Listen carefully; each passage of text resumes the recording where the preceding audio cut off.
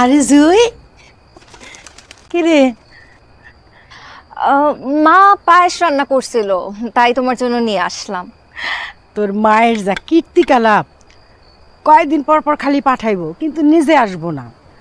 এমন করে বলো না চাচি, তুমি নিজেও তো যাও না বাসায়। যামো। তোর কি খবর? পড়াশোনার কি অবস্থা? পরীক্ষা কবে? হ্যাঁ, পড়াশোনা ভালো চলতেছে, পরীক্ষা সামনের সপ্তাহে। কি কস? সামনের সপ্তাহে পরীক্ষা, আর তুই আজকে আমার ঘরে? আমি কি আর আসতে চাইছি চাচি?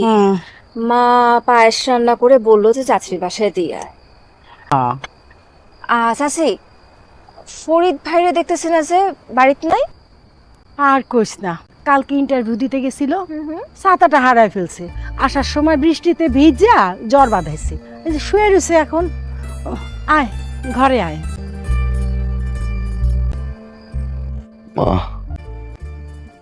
মা মা মা জোরে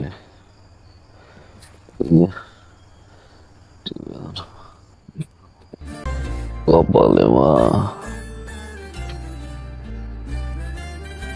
এই বাস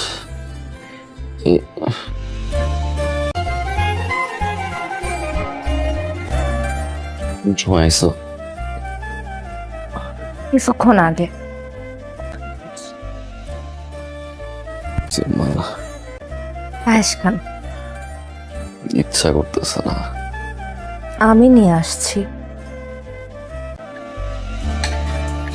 পয়সা দেন, আমি খাওয়াই দিতেছি। আমি বললাম না আমি খাওয়াই দিতেছি।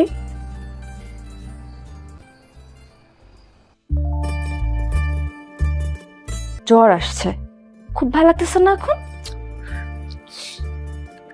এত রাতে আসতে গেছো কেন? খুব আসছে হিরোগিরি দেখাইতে। আমি বলছিলাম নিজের বৃষ্টিতে ভিজে তার ছাতা আমাকে দিয়ে দিতে। আমার ইচ্ছা। আপনার কোনো সমস্যা? খেয়াল রাখতে গেলে দোষ। খুব আসছে আমার খেয়াল রাখতে। আমি আপনাকে বলছি আমার খেয়াল রাখতে। মুখে কিছু বলতে পারে না, আবার খুব বড় করে বলে খেয়াল রাখতে। শুনেন, যেদিন নিজের থেকে বলতে পারবেন সেদিন এসব খেয়াল রাখার কথা বললাম। আজকে আমি আসি। সাবধানে যাও। আপনি আসবেন না? উঠেন, আমাকে গেট পর্যন্ত আগায় দিবেন। খুব হইছে একটা।